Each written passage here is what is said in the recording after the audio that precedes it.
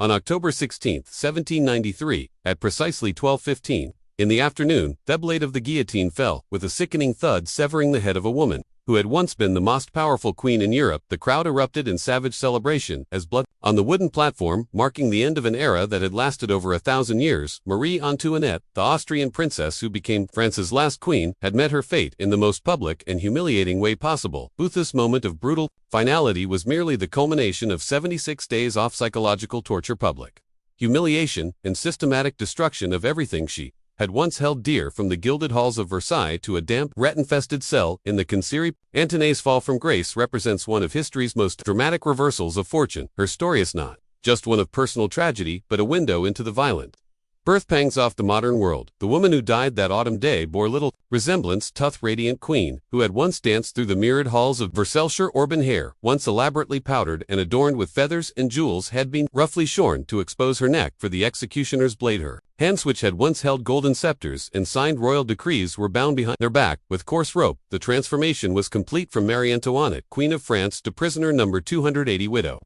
The path to the scaffold began, not with the revolution itself, but with decades of mounting resentment against a monarchy that had grown increasingly disconnected from the suffering of its people. Maria Antoinette, foreign-born queen who spoke French with an Austrian accent, became the perfect scapegoat for a nation's rage. She was transformed in the public imagination from a living woman into a symbol of everything the French people had come to despise about their rulers. Yet beneath the revolutionary propaganda and mob hysteria lay a more complex truth. The woman who walked to her death with dignity intact was neither the frivolous spendthrift of popular myth nor the treasonous conspirator of revolutionary fantasy. She was a mother who had watched her children torn from her arms, a wife who had seen her husband executed 9 months earlier, and a human being who had endured psychological torture that would have broken most people completely. The France of 1793 was a nation convulsed by revolutionary fever, where the mere suggestion of royal sympathy could mean death. The Committee of Public Safety, led by Maximilien Robespierre, had unleashed what would become known as the Reign of Terror. In this atmosphere of paranoia and violence, Maria Antoinette's fate was sealed,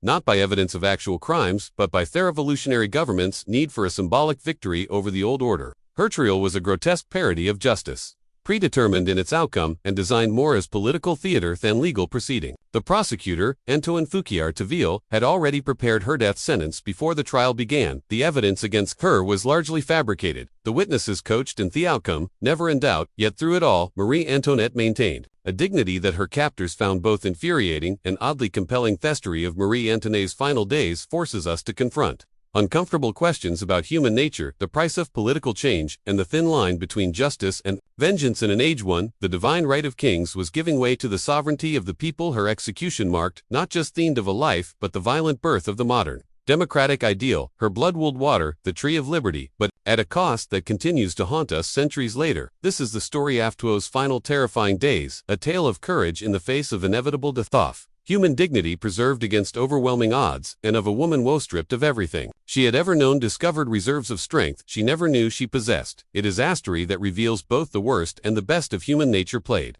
out against the backdrop of one of history's most turbulent periods. Marie Antoinette.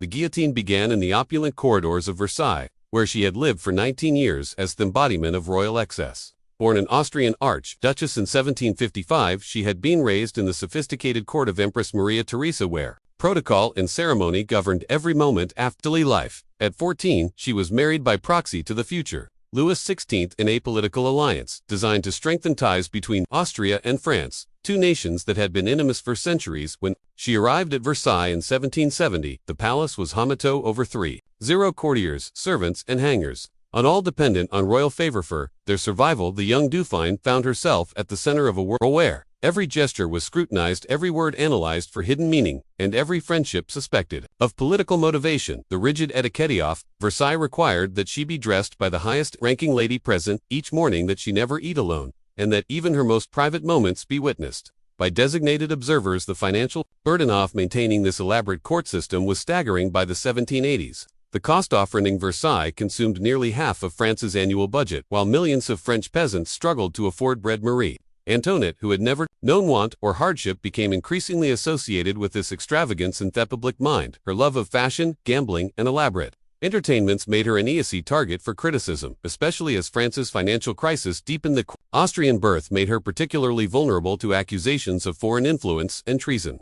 NTMs of international tension. She was routinely accused of passing French military secrets to her brother, Emperor Joseph II of Austria. These accusations were largely unfounded, but they took root in the popular imagination, where she became known as Lorison, the Austrian woman, a term laden with suspicion and contempt. Her famous response to reports of bread shortages, "Let them eat cake," though almost certainly apocryphal, perfectly captures public perception of her callous indifference to suffering. The phrase, first attributed to her by revolutionary priests, epitomized everything the French people had come to hate about their ruling class. Whether she ever spoke these words mattered less than the fact that people believed she could have said them. The Queen's creation of the Potitria, a smaller palace within the grounds of Versailles where she could escape court protocol, was seen as another example of her frivolous spending. In reality, this retreat cost far less than traditional court entertainments, but it became a symbol of royal excess in popular pamphlets and songs. The simple cottages she built there, designed to resemble an idealist pieced village, struck many as an insulting mockery of real rural poverty. As France's financial crisis worsened in the 1780s,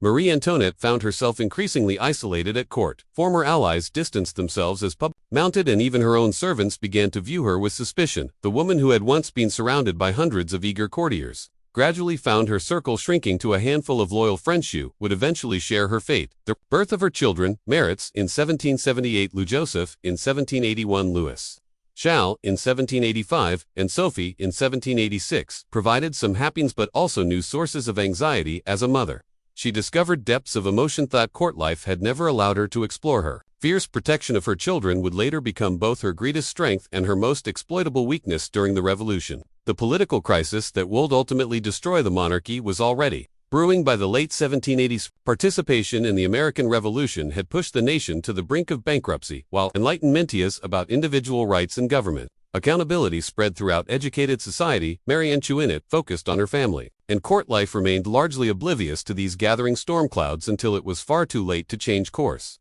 The year 1789 brought changes that would have seemed impossible just months earlier, as France erupted in revolutionary fervor that would ultimately consume the monarchy. The financial crisis that had been building for decades finally forced King Louis XVI to convene the Estates General for the first time since 1614.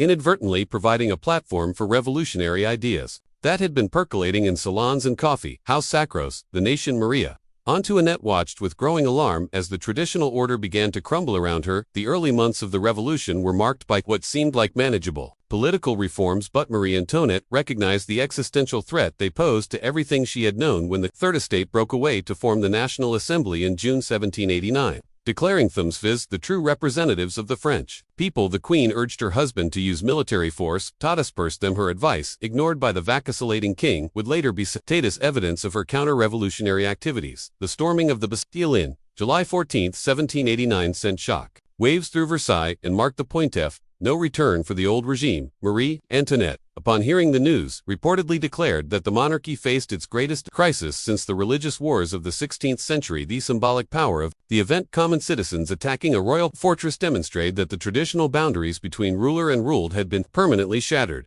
As revolutionary fervor spread through Paris and into the countryside, Marie Antoinette, herself increasingly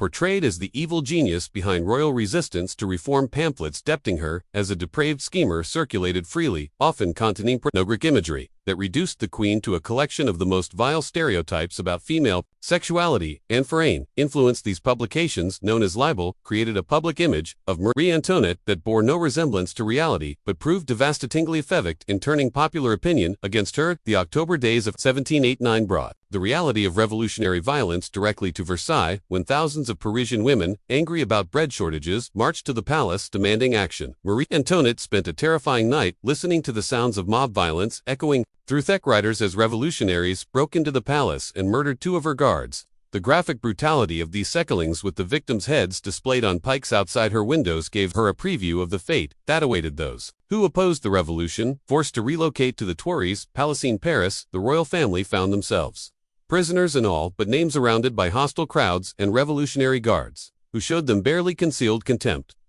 Every movement was watched and reported, her correspondence intercepted, and her visitors screened by revolutionary committees. The elaborate court ceremonies that had once structured her days were replaced by an atmosphere of constant surveillance. and barely suppressed menace the attempt flight to Vennes in June 1791. Represented the royal family's desperate bid for freedom and marked the beginning of the end for Marie Antoinette. The carefully planned escape designed to take them to loyal troops on the frontier collapsed when the king was recognized by a postmaster in the town of Vannes. Their capture and humiliating Guern to Paris in a heavily guarded carriage definitively ended any pretense that they were anything other than prisoners of the revolution. The aftermath of Vannes saw a dramatic turning of revolutionary attitudes toward the monarchy. Maria Antoinette, who had helped plan the escape, was now openly accused of treason for attempting to flee to enemy territory there. Of her secret correspondence with foreign courts, including attempts to secure military intervention against the revolution, provided revolutionaries with concrete evidence of what they had long suspected: the Queen was actively working against the new order. As war with Austria and Prussia erupted in 1792, Marie Antoinette found herself in an impossible position. Her brother was now leading a coalition of European monarchs against revolutionary France, making her loyalty to her adopted country inherently suspect. Every French military defeat was blamed on intelligence allegedly passed to the enemy by the Queen, while every victory was seen as succoring. Despite her treacherous efforts to aid France's enemies, on August 13, 1792, the royal family was transferred to the Temple, a medieval fortress in Paris that would serve as their prison for the next 13 months. The temple, originally built by the Knights Templar in the 12th century, had been converted into a grim fortress with thick stone walls and narrow windows that allowed little light to penetrate the interior. For Marie Antoinette, who had spent her entire adult life in palaces filled with light and beauty, the transition to this dark, oppressive environment was psychologically devastating. The family was confined to the tower of the temple, where they were given 4 rooms on 2 floors to serve as their entire world. Marie Antoinette shared the cramped quarters with her husband there, 2 surviving children, Maritz and Louis Sh., and the king's sister, Madame Elizabeth. The conditions were a deliberate humiliation. Former royalty, forced to live like common prisoners, attended by guards who took pleasure in their discomfort and showed them no deference or respect. Their daily routine in the temple was carefully regulated by their captives, designed to break their spirits through a combination of boredom and degradation. They were awakened at 7 each morning by guards who conducted thorough searches of their rooms looking for escape plans or hidden weapons. Meals were served at fixed times on plain earthenware dishes, a stark contrast to the golden plates and crystal glasses they had once taken for granted. Even their clothing was restricted. Marie Antoinette was forbidden from wearing anything that might be considered royal regalia. The psychological torture of their imprisonment extended beyond physical discomfort to deliberate attacks on their family bonds. The children were subjected to revolutionary propaganda designed to turn them against their parents, with guards constantly telling them that their mother and father were enemies of the people who deserved it. Louis Charles, barely 7 years old, was particularly targeted for this treatment, as revolutionaries hoped to use him as a symbol of the new order if it could completely separate him from his family's influence. Marie Antoinette's maternal instincts provide Beth her greatest source of strength and her most vulnerable point. During the temple imprisonment, she fought desperately to protect her children from the psychological manipulation of their guards, creating elaborate games and stories to maintain some sense of normalcy in their lives. She taught her daughter to read in multiple languages and helped her son with his lessons, clinging to these vestiges of normal family life as anchors in an increasingly surreal situation. The isolation from the outside world was perhaps the cruelest aspect of their imprisonment. The family received carefully censored news about the progress of the war and the radical changes sweeping France, but they were cut off from friends, supporters, and any possibility of rescue. Marie Antoinette, who had once been at the center of European politics, now learned about events that would determine her fate through fragmentary reports from guards who seemed to take pleasure in delivering bad news. The trial and execution of King Louis succeeds in January 1793, shattered whatever hope Marie Antoinette might have imagined for her family's survival. On the morning of January 21st, she listened not in horror to the sound of drums and cannon fire that announced her husband's death, knowing that she had become a widow and her children orphans. The trauma of losing Louis XVI was compounded by the knowledge that she would now face the revolution's wrath alone, without even the symbolic protection that his presence had provided in the weeks following the king's execution. The conditions of Marie Antoinette's imprisonment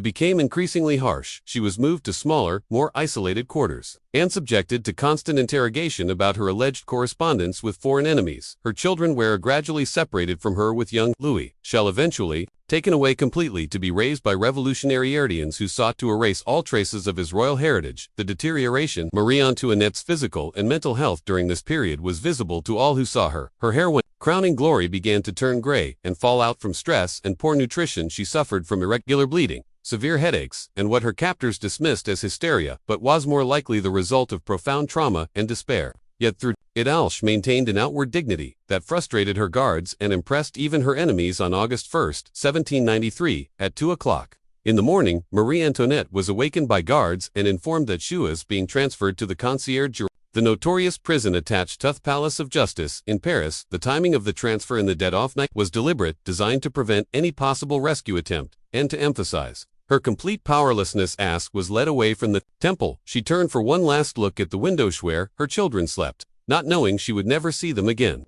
The concierge represented the absolute nadia of the French prison system, a place where common criminals, political and condemned nobility waited for death in conditions of almost unimaginable squalor. Built in the 14th century as part of the royal palace, it had been converted into a prison that housed up to 600 inmates in space designed for half that number. The stench of unwashed bodies, human waste, and rotting food permeated every corner of the building, creating an atmosphere that assaulted all the senses. Marie Antoinette's cell, measuring just 12 feet by 8 feet, contained only a straw matressa, small table, and a chair. A screen provided minimal privacy from the guards who watched her constantly day and night, recording her every movement and conversation. The walls wept with moisture, creating pools of standing water that bred disease and filled the air with the smell of mold and decay. For a woman who had once lived in rooms decorated with silk and gold, the transition to this hellhole was designed to break her spirit completely. The owner, who had once been queen, was now known simply as widow. Cap, a designation thought denied her any royal status and reduced her to the most basic level of human existence. Her daily routine consisted of endless hours of sitting or pacing in her tiny cell, interrupted only by meals of watery soup and black bread that barely provided enough nutrition to sustain life. She was forbidden books, writing materials, or any form of entertainment that might distract her from contemplating her fate. That psychological torture of her imprisonment extended beyond the physical conditions to deliberate humiliations designed to destroy any remaining sense of dignity or hope. Guards routinely strip-searched her, ostensibly looking for weapons or escape plans, but actually seeking to degrade her as completely as possible. They mocked her appearance, made crude jokes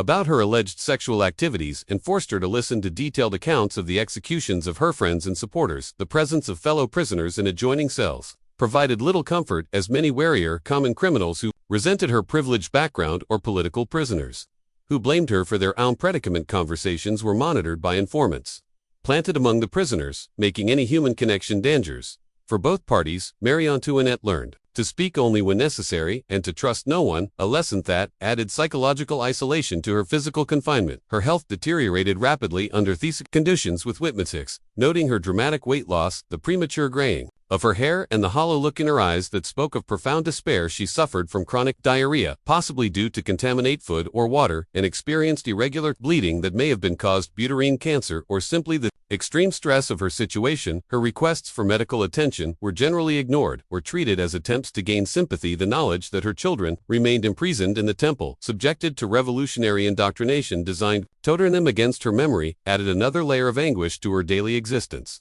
She had no way of knowing their condition, whether they were receiving adequate food or medical care, or if they even remembered her with affection. This uncertainty about her children's welfare was perhaps the cruelest aspect of her imprisonment, as it denied her even the comfort of knowing they were safe. As the weeks passed in the concierge, Marie Antoinette gradually came to understand that her fate was sealed. The revolutionary government had no intention of allowing her to live, regardless of any evidence presented at her trial. Her execution was necessary for justice, but as a symbol of the revolution's complete victory over the old order. This knowledge paradoxically seemed to give her a strange kind of peace, as she could finally stop hoping for rescue and focus on preparing for death with dignity. On October 14, 1793, Marie Antoinette was brought before the Revolutionary Tribunal in what can only be described as a grotesque parody of legal proceedings. The trial, presided over by Judge Herman and prosecuted by the notorious Antoine Fouquier Tonnelle, was predetermined in its outcome and designed more as political theater than genuine justice. The courtroom, packed with bloodthirsty spectators who had come to see the former queen humiliate her, erupted in savage cheers as she was led to the defendant's chair, wearing a simple white dress and white cap. The charges against Marie Antoinette of genuine political activities and wild fantasies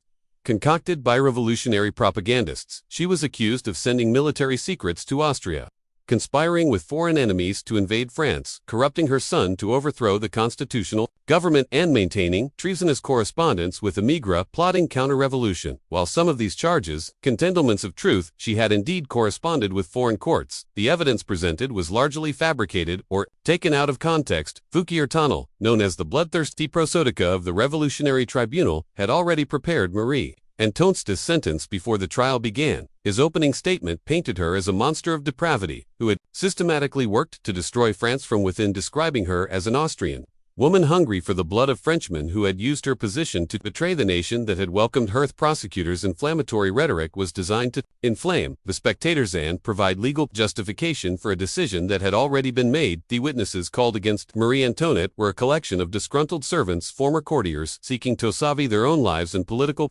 prisoners who had been promised clemency in exchange for damaging testimony. Their accounts were often contradictory and clearly rehearsed, describing wild orgies at Versailles, treasonous meetings with foreign agents, and elaborate conspiracies that existed only in revolutionary propaganda. The most damaging testimony came from Antoine Simon, the cobbler who had been placed in charge of young Louis Chal, who claimed the boy had revealed details of his mother's treasonous activities. Marie and defense attorney Claude Chevalier was given less than 24 hours to prepare her case, and was denied access to most of the evidence against her. His attempts to call character witnesses were rejected by the court, and his efforts to challenge the admissibility of coerced testimony were dismissed as counter-revolutionary obstructionism. The young lawyer, genuinely committed to providing his client with the best defense possible under impossible circumstances, knew he was fighting a losing battle against a tribunal that had already decided her fate. Throughout the two-day trial, Marie Antoinette maintained remarkable composure in the face of the most vicious personal attacks. When accused of corrupting her son and teaching him to hate the Republic, she replied with quiet dignity that nature herself has given children such love for their mother that they could never be turned against her except by force. Her responses to the charges were measured and calm, demonstrating a strength of character that impressed even her enemies and frustrated supporters who had hoped to see her break down completely. The testimony of her young son, coerced by his revolutionary guardians, provided some of the most damaging evidence against her. The boy, barely 8 years old, had been systematically abused and manipulated. He was willing to say anything. His captives demanded his claims that his mother had engaged in incest with Hyman, had taught him to hate the revolution, were clearly the products of adult coaching, but they provided the tribunal with the sensational evidence it needed to justify its predetermined verdict. The trial's conclusion was as foregone as its beginning, with Judge Herman barely bothering to deliberate before pronouncing Marie Antoinette guilty on all charges. The sentence of death was delivered with theatrical flourish, as the judge declared that she would be executed for the crimes of conspiracy against the liberty of the nation and attacks against the state. The spectators erupted in savage celebration, shouting death to the Austrian and down with the tyrant, as guards prepared to escort her back to her cell. The speed of the proceedings, less than 48 hours from beginning to end, reflected the revolutionary government's determination to eliminate Marie Antoinette as quickly as possible. Her execution was scheduled for the following morning, giving her less than 24 hours to prepare for death. This haste was deliberate, designed to prevent any possible rescue attempt and to maintain the revolutionary momentum that demanded constant spectacles of violence to sustain public support for the increasingly radical government. The night of October 15, 1793, marked Marie Antoinette's last hours on earth, a period of profound solitude during which the ephemeral queen faced the reality of her impending execution with remarkable courage and dignity. Returned to her cell in the Concierge after her trial, she found herself alone with her thoughts for the first time in months, no longer sustained by even the faint hope that justice might prevail. The knowledge that death would come with the dawn brought, paradoxically, a strange sense of peace. After the prolonged agony of uncertainty, her first act upon returning to the cell was to write a final letter to Madame Elizabeth, her paternal, pouring her heart in words that revealed both her profound faith and her maternal anguish. "I am calm as people are whose conscience is clear," she wrote. "I deeply regret having to abandon my poor children. You know that I existed only for them and for you, who in your friendship sacrificed everything to be with us." The letter, written by candlelight on coarse paper with a Stuboff pencil, represented her final attempt to communicate with the outside worlds. Guards assigned to watch her during these final hours were struck by her transformation from the broken woman they had tormented 4 months into someone who seemed to have found inner strength in the face of inevitable deaths. Spent much of the night in prayer, kneeling on the stone floor despite her physical weakness, drawing comfort from the Catholic faith that had sustained her throughout her life. Her prayers were not for rescue or clemency, but for the strength to face death with dignity, and for forgiveness for her enemies. Physical preparation for execution required careful attention to details that would ensure her death proceeded smoothly and maximum symbolic impact for the revolutionary cause. Prison officials brought scissors to cut her hair short, exposing her neck for the guillotine blade, and removed her jewelry and any remaining symbols of royal status. She was given a simple white chemise to wear, deliberately chosen to evoke the image of a penitent sinner approaching divine judgment, rather than a queen meeting her political fate. The psychological Priona proved more challenging than the physical arrangements, as Mariana struggled with the knowledge that her children would grow up believing the revolutionary propaganda about their mother's crimes. She had no way to leave them a message explaining her true feelings or her hopes for their future, no means of ensuring they would remember her with love rather than shame. This separation from her children represented her greatest agony, far exceeding any fear of physical pain or death itself. Throughout the night she was visited by Abbé Gerard, a constitutional priest, who had sworn ***.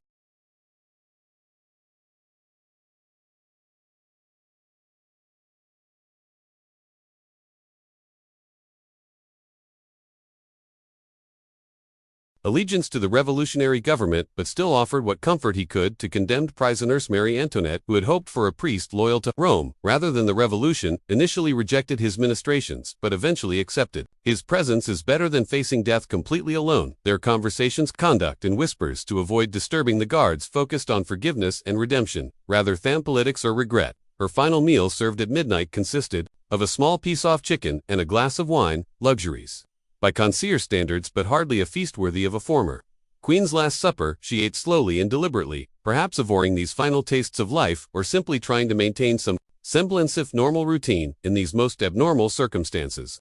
The guards noted that she seemed calmer during this meal than she had appeared in weeks, as if the certainty of death had freed her from the anxiety of uncertainty. As dawn approached, Maria Antoinette completed her final preparations by destroying the few personal papers she had managed to keep hidden from her captives. These included letters from her children and a small portrait of Louis XVI that she had somehow preserved throughout her imprisonment. Her destruction of these items was both practical to prevent them from falling into revolutionary hands and symbolic, representing her final act of control over her own narrative and memory. The sound of preparations in the courtyard below the construction of the scaffold, the arrival of the executioner's assistants, the gathering of soldiers to maintain order provided a grim soundtrack to her final hours. She could hear the growing crowd of spectators assembling in the streets, their voices rising in anticipation of the morning's entertainment. Yet, rather than being terrified by these sounds of approaching death, she seemed to draw strength from them, as if the proximity of the end gave her courage to face what lay ahead. At 11 o'clock on the morning of October 16, 1793, Marie Antoinette emerged from the concerto, begin her final journey through the streets of Paris. The transformation from the radiant queen, who had once ridden in golden carriages, to the condemned prisoner climbing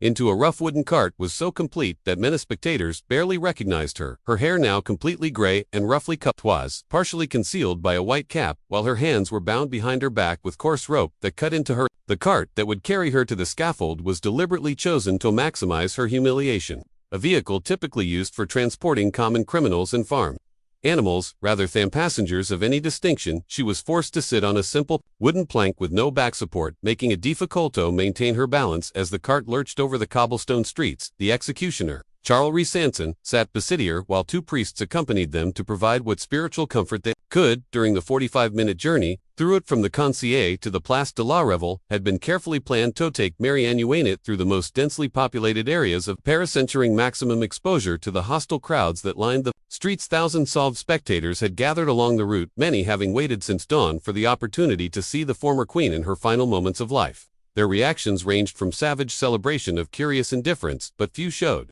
any sympathy for the woman who had once been the most powerful female figure in Europe. The crowd's behavior during the procession revealed the depth of hatred that revolutionary propaganda had cultivated against Marie Antoinette over the previous. For years, vendors sold pamphlets describing her alleged crimes, while street performers enacted crude skits mocking her supposed sexual depravity and foreign origins. Children taught to view her as the embodiment of evil through stones and garbage. At the cart, while adults shouted obscenities and death threats, the carnival atmosphere transformed her execution into a public festival of vengeance. Jacques Louis David, the revolutionary artist who had designed many of the revolution's most powerful symbols, made a quick sketch of Marie Antoinette during her final journey that captured both her physical deterioration and her remarkable composure. His drawing shows a woman aged far beyond her 37 years, with hollow cheeks and sunken eyes, yet an erect posture and dignified expression that spoke of inner strength unbroken by suffering. This image would become one of history's most powerful depictions of courage in the face of death. The sound of drums accompanied the procession, beating a rhythm that marked time until the moment of execution, while drowning out any words Marie Antoinette might have attempted to speak to the crowd. This was a deliberate decision by revolutionary Asia, who feared that any final statement from the former queen might inspire sympathy or second thoughts among spectators. The deafening percussion created an atmosphere of military ceremony that emphasized the state's power over life and death. As the cart moved through different neighborhoods, the character of the crowds changed noticeably, reflecting the complex social geography of revolutionary Paris. In working-class areas like the Faubourg Saint-Antoine, the hostility was most intense, with crowds demanding immediate vengeance for years. Perceived oppression in more bourgeois neighborhoods, the atmosphere was calmer but no less determined, with well-dressed citizens viewing the spectacle as an necessary step in France's political transformation. The physical discomfort of the journey, the rough wooden seat, the jolting motion over uneven streets, the rope cutting into her wrists palled, in comparison to the psychological assault of facing such overwhelming hatred from people she had once ruled. Yet witnesses noted that Marie showed no signs of breaking down, maintaining the composure that had characterized her behavior throughout her trial and imprisonment. Her refusal to give her enemies the satisfaction of seeing her completely humiliated represented a final act of defiance against those who sought to destroy not just her life but her dignity. The approach to the Place de Revolution brought the sound of an even larger crowd, estimated at over 20 people who had gathered to witness the execution. The roar of their voices grew louder as the cart drew closer to its destination, creating a wall of sound. Must have been both terrifying and oddly liberating for a woman who knew her suffering would soon end. The sight of the guillotine itself, rising above the crowd like a wooden monument to revolutionary justice, marked the final stage of a journey that had begun in the palaces of Austria and would end on the killing fields of Republic. And Franchetti, Place de la Revelle, formerly known as the Place Louisine, had been transformed into an amphitheater of death where the guillotine stood as the altar of revolutionary justice. As Marie Antoinette's cart entered the square at exactly 12 p.m., the roar of the crowd reached a deafening crescendo, with over 20 spectators pressed into every available space to witness the final act of the drama that had begun with the fall of the Bastille for years earlier. The scaffold, elevated 8 feet above ground level, provided clear sightlines for the bloodthirsty mob that had come to celebrate the death of the woman they held responsible for their suffering. The guillotine, itself painted blood red and maintained in perfect working order by the executioner's assistants, stood ready to deliver the swift justice that revolutionary ideology demanded. Dr. Joseph Ignace Guillotine's machine de cemento, provide humane and egalitarian death regardless of social class, had become a symbol of the terror that was consuming France. Its blade, weighing 88 pounds and sharpened to razor perfection, hung suspended 14 feet above the wooden platform where Marie Antoinette would soon place her neck as she stepped down from mid-cart, assisted by the executioner due to her bound hands and weakened condition. Marie Antoinette surveyed the scene of her impending death with remarkable calm. Witnesses noted that she showed no signs of fear or hysteria, despite the savage hostility radiating from the crowd. Her simple white dress and cap, chosen to emphasize her role as a repentant sinner rather than a defiant queen, fluttered in the October breeze. Climbed the scaffold steps with dignity intact. The crowd's reaction to her appearance was a mixture of surprise and renewed fury, as many had expected to see a broken woman begging for mercy rather than the composed figure who now stood before them. Revolutionary propaganda had depicted Marie Antoinette as a coward who would surely collapse when faced with death. Yet here she was, maintaining the regal bearing that had once impressed the courts of Europe. This unexpected display of courage seemed to infuriate her enemies, who had hoped for a more satisfying spectacle of royal humiliation. Her final words to the crowd were lost in the overwhelming noise, though several witnesses claimed to have heard her express forgiveness for her enemies and prayers for France's future peace. Whether these accounts were accurate or represented wishful thinking by more sympathetic observers remains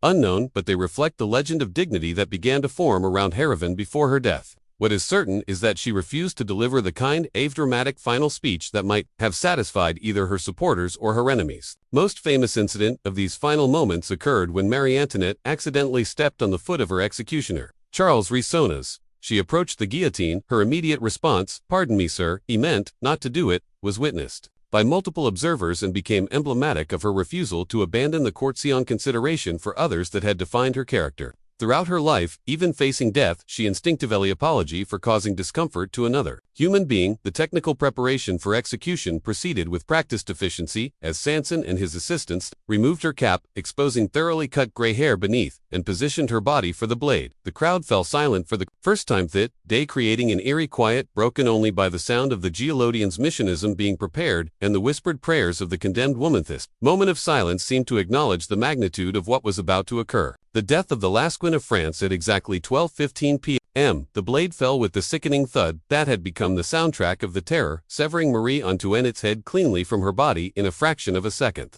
Executioner's assistant immediately lifted her head by the hair to the roaring crowd as blood dripped onto the wooden platform below the spectacle that the revolutionaries had orchestrated to demonstrate their complete victory over the old order. Was finale complete, marking the end of over 1,000 years of French monarchy. That crowd's reaction was instantaneous and savage, with thousands of voices raised in celebration of the death they had demanded for so long. Cries of Viva Republic and Death to Tyrants echoed across the square as people danced and embraced in ecstatic celebration. Revolutionary songs were sung with renewed fervor, while vendors moved through the crowd, selling souvenirs off to historic day for many spectators. This moment represented the final triumph of the people over their oppressors, the ultimate validation of their revolutionary struggle. The immediate aftermath of Marie Antoinette's execution revealed the complex emotions that her death had unleashed among the French people and across Europe. While the crowd in the Place de Revolution celebrated with savage enthusiasm, others observed the spectacle with growing unease about the direction of the revolution. The execution of a woman, regardless of her crimes,